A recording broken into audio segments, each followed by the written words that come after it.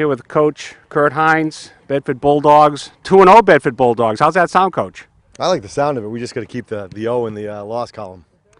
Let's go back a little bit to that Pinkerton. How huge was that game?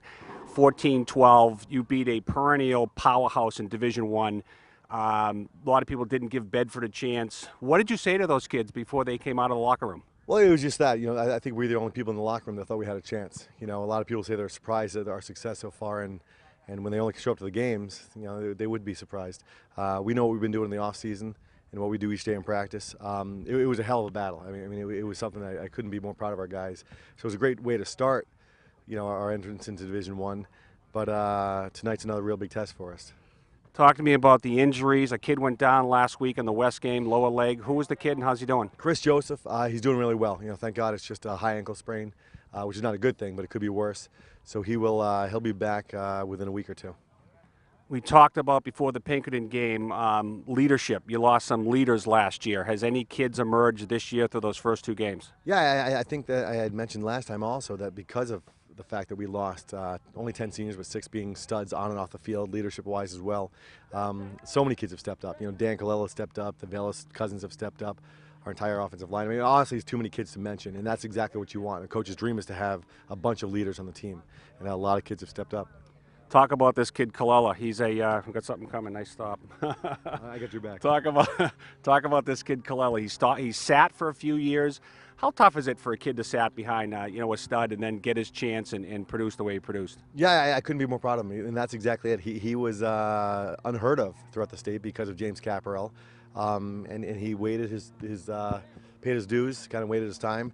And what he didn't do was just kind of wait for it and expect things to happen. He did a tremendous job, even being a stud lacrosse player.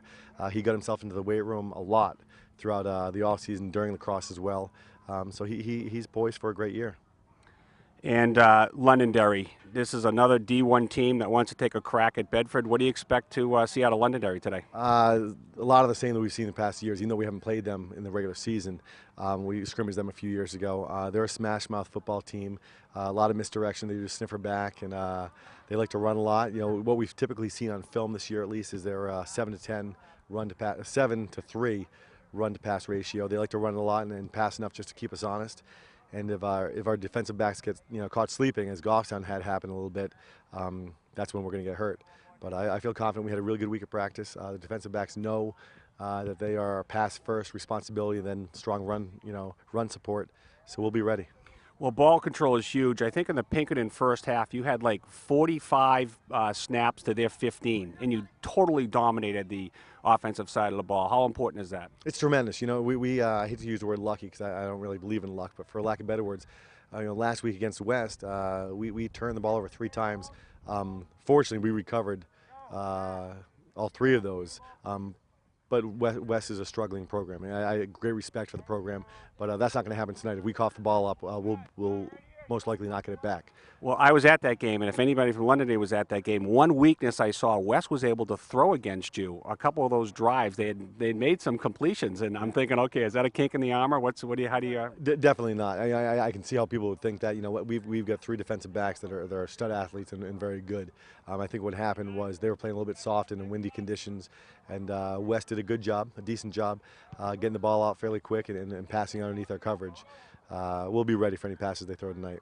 Well, we're looking forward to the 3rd encounter in D1, and obviously congratulations, and have a safe game out there, and we'll talk to you maybe at the end of the game for a few words. Sounds good. Appreciate it. Nice job, Coach. Thank you. All right. Hey, have fun. Always a pleasure.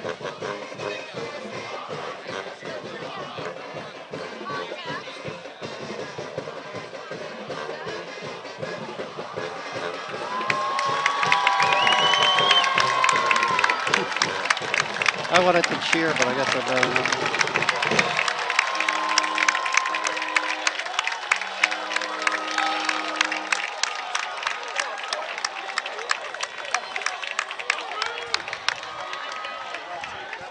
Field for tonight's coin toss.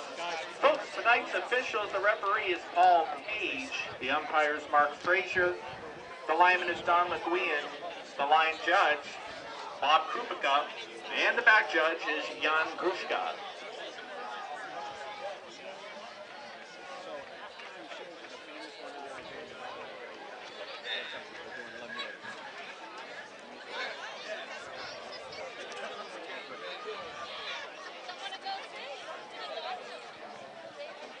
So they play 12-minute quarters. Yeah, 12-minute quarters.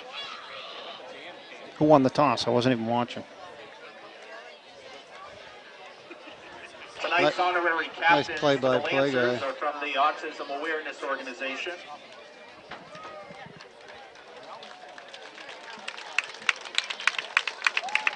Big crowd on this side.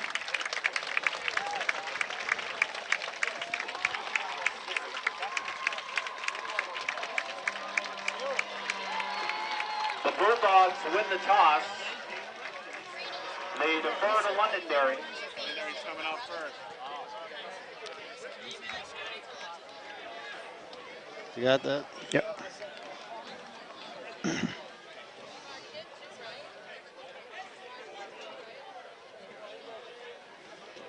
the Lancers will be receiving the ball first. The Bulldogs will be defending the northern goal.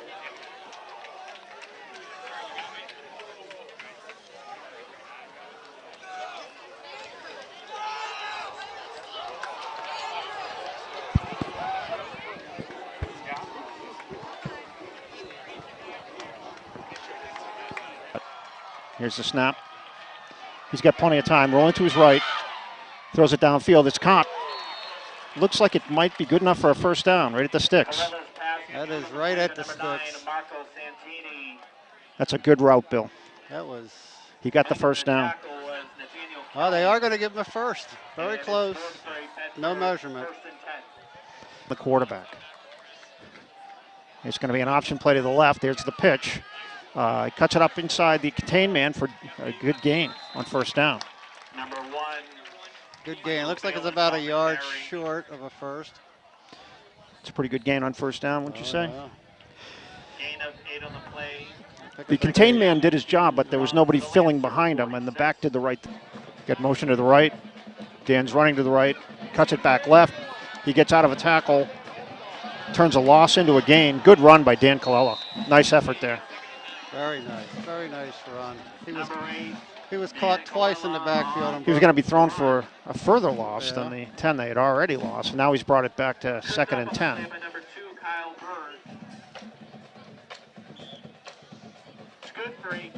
Putting the field out. Dan keeps it, tosses it to the left to Mike Valis, makes one-man miss. That's what Bedford tries to do. Put you in those situations where you have to make that tackle in open space, and that's tough to do. Looks like enough for a first down.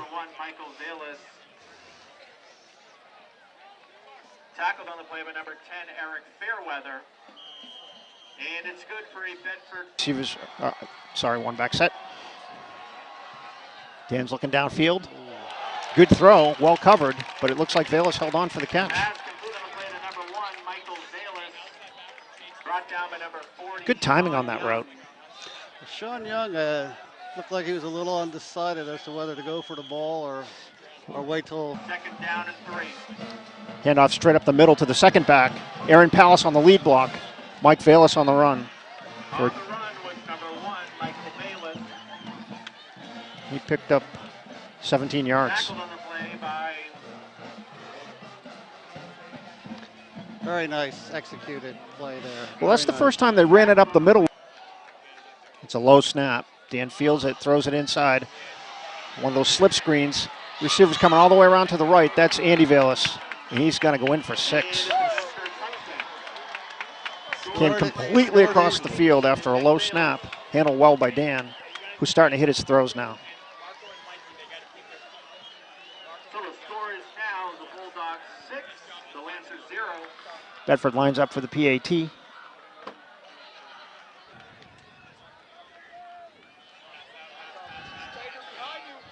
Rolling to his right, he's going to keep it. Now he switches back around, but what a nice play in the backfield there. Who made that tackle? Number 4, Aaron Gaudet is tackled. Looked like Aaron Pallas on the tackle. Aaron Pallas.